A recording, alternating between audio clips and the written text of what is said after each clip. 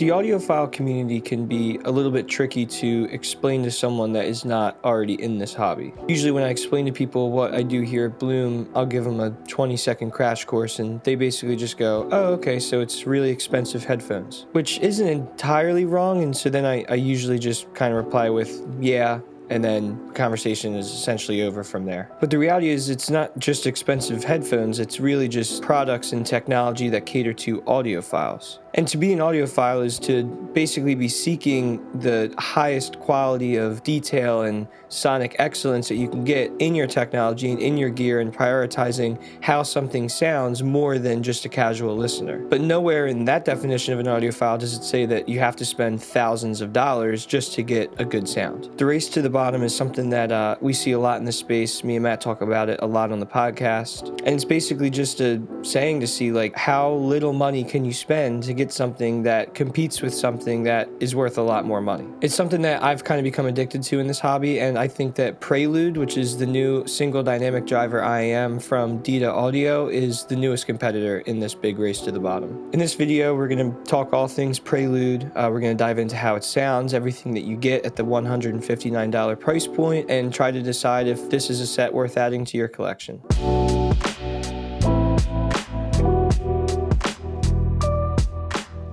So when we talk about race to the bottom, it really kind of depends on what your budget is and what you would consider to be a budget IEM. I think that comparatively to what we carry here at Bloom and just what's out there on the market today, I would say if it's under $250, at this point I would consider that to be a budget IEM. And not because I don't think $250 is a lot of money, but because I think that majority of this market is kind of dominated with $500, $1,000 plus IEMs. I think of the Zigot Lush when that came out has been definitely a heavy hitter and pretty hype in the community. I've always been a fan of Kiwi Ears Orchestra Lite. I think that that is a really, really smooth IEM that performs way outside of its price bracket. And you have more fun sets like the Fat Freak Deuce is I think $229 and is just like one of the most fun sets that you can get your ears on. You also have Meze Alba, which comes in at the exact same price as the Prelude. All of this is to say that at this point there's a ton of options at the sub $250 price point of really heavy hitting IEMs that perform a little bit outside of where they're priced. I think the Prelude bursts onto the scene as a very strong competitor if you're maybe new to this hobby and want to hear what this is all about, or if you're a veteran in this hobby and you've been wanting to pick up a beater set. So let's get into the Prelude here, and firstly let's talk about build and design.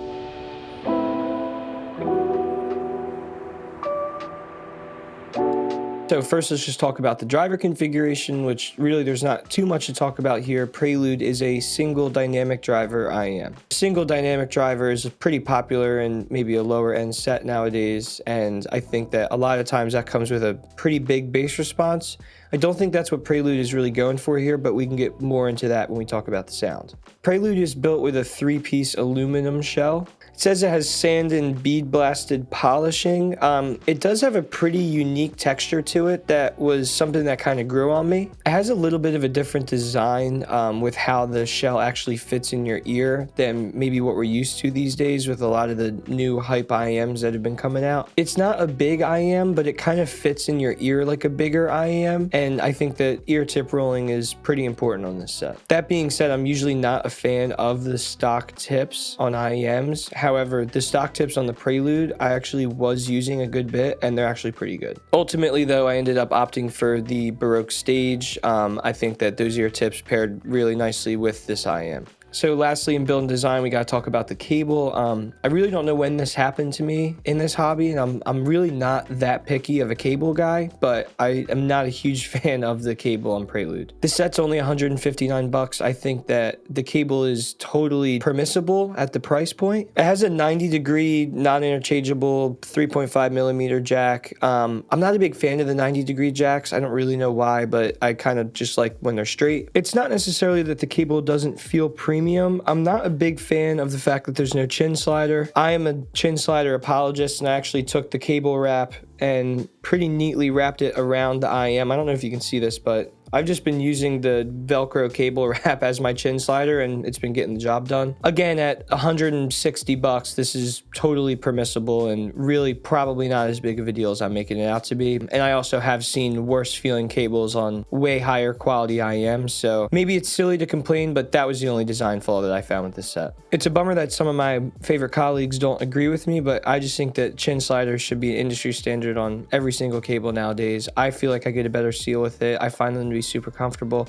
And when there's no chin slider, I get upset. That peeves me personally, and I understand it's not going to be a big deal for everyone, and it certainly shouldn't defer you from getting the Prelude if you're on the fence about it. We also need to talk about the anti-DAC dongle that comes with the Prelude. It says that it's optimized for the Prelude specifically, so take that for what it is. What I'll say is I think that this is genius for Dita to include this with their IEM. This does feel premium, and honestly, I don't even think I have an Apple dongle, and I'm an iPhone user, so this has just essentially made me want to use this more on the go. I think usually I'm using like a nice DAC dongle or maybe my DAP, but I appreciate that this is an easy to drive IEM that comes with a DAC dongle that is going to enhance the sound just a little bit more, just providing ultra convenience and ultra portability for you to use this as your beater set, or make it really easy for someone coming into this hobby to have something to plug it into that's not just like their headphone jack on their computer or their phone. This was something that I loved about Meze Alba as well, that it came with a little DAC dongle adapter. It does sound good. I don't think it's something that should absolutely make you buy this set because the DAC dongle that it comes with sounds so good. I think it's just providing a little bit more clarity, a little bit more detail, and a little bit more power, and it's just going to replace the DAC chips inside of your computer or your phone. So that's everything that comes with Prelude and what the IEM actually feels and looks like. Let's get into how this thing sounds.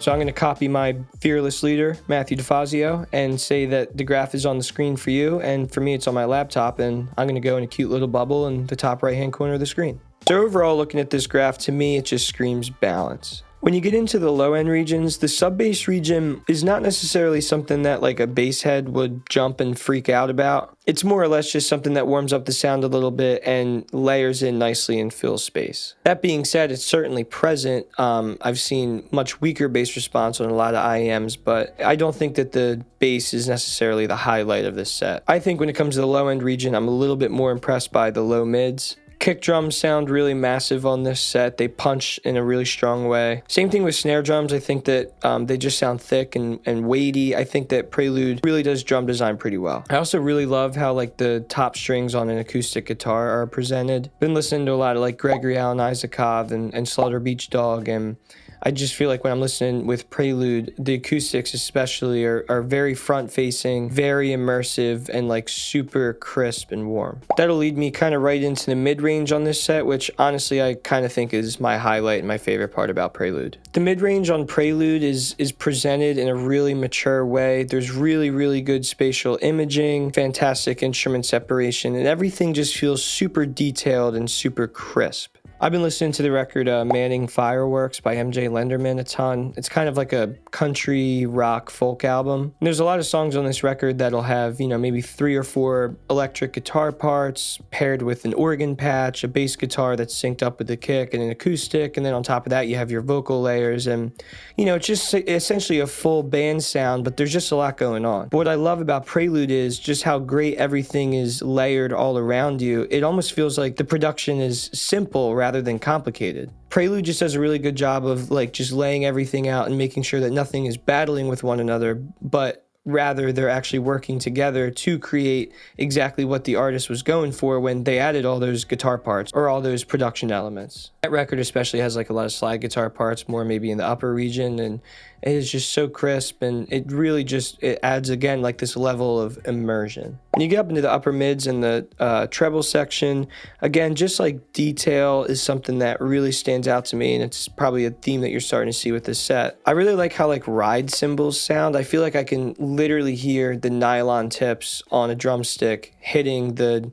cymbal. Prelude doesn't necessarily boast one part of the frequency response over another. I think what you're getting with this set is a really mature, really overall balanced sound that is kind of doing exactly what it's advertised as. It's giving you really high quality sonics without breaking the bank. Again, in this price range, I think that there are more reference IEMs. There are IEMs that have better vocal response and reproduction. There's certainly IEMs that are more bassy and more energetic. I think that Prelude essentially adds just enough power in the low end, a ton of detail in the mid-range, and just enough delicacy in the upper regions to really create a nice soundscape of immersion, clarity, and detail. So wrapping it all up again here, I think that the theme of the sound of Prelude is maturity and clarity. And it just has such a strong presence amongst all the other IEMs it's priced up against in terms of sound.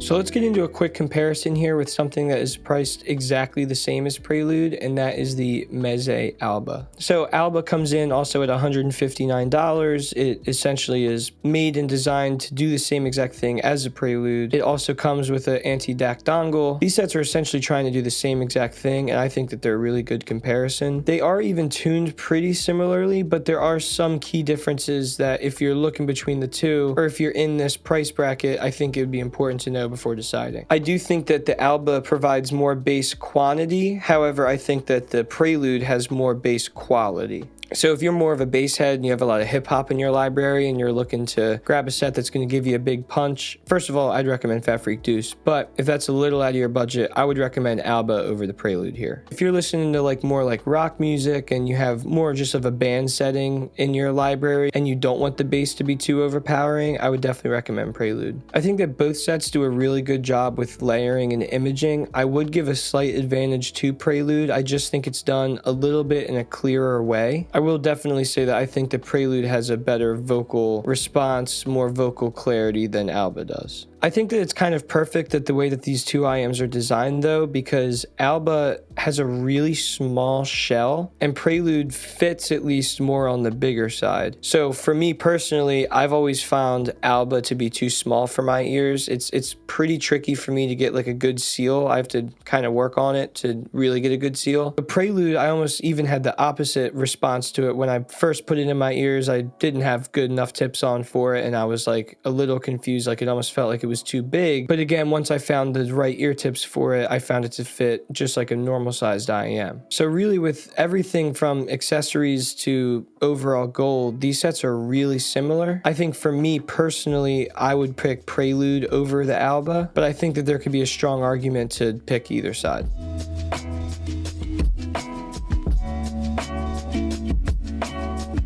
I think that Dita Audio Prelude is an exceptional pick in the budget-friendly world of IEMs. Again, I don't think it really overemphasizes any one part of the sound. Instead, it just really gives you some crispy mid-range, a delicate upper region, a strong and detailed lower region, and really just delivers a downright impressive sound at $160. I think that the quality of the build of this set isn't offensive, except of course for the lack of the chin slider, but the shell feels really rugged and it feels durable, and the DAC dongle that it comes with is, again, just adds another layer of convenience to this set. When asking if you should buy it or if this is for you, I would say the only situation where it's not for you is if you already have a huge handsome IEM collection and you already have your everyday beater set. But I would say this set is for you if you have more fun IEMs that are more specifically catered and tuned to different things, like whether it's a reference set or a bass head set. I think that Prelude would fit nicely in your collection as the all-rounder daily driver, and is just going to provide a good listening experience without oversaturating anything. Also, if you don't have any IEMs and you're more of a headphone guy, or you're newer to this hobby and you don't know where to start, I couldn't recommend Prelude enough as your first or second IEM. I think it'd also be a great gift if your spouse or your friend is looking to get into the hobby and they don't own anything. Buy them the Prelude. It's $160. They're going to be able to use it. They have the USB-C to 3.5 jack that comes along with it. They can literally plug it into anything, and they'll be able to see why you're freaking out over this whole audiophile thing. Again, I just think it's a fantastic competitor in this race to the bottom that we have in this hobby. And I think that it shows that you don't always have to break the bank to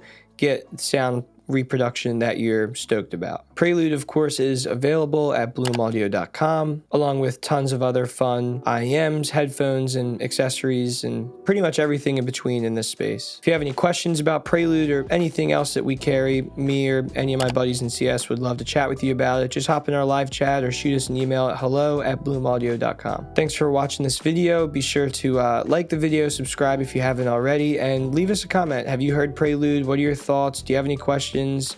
Do you prefer anything else in this race to the bottom? We try to be super engaging in the comment section, so I'll be hanging out down there for any general thoughts, feedback, or things that you'd like to share. So thanks for watching, and peace, noobs.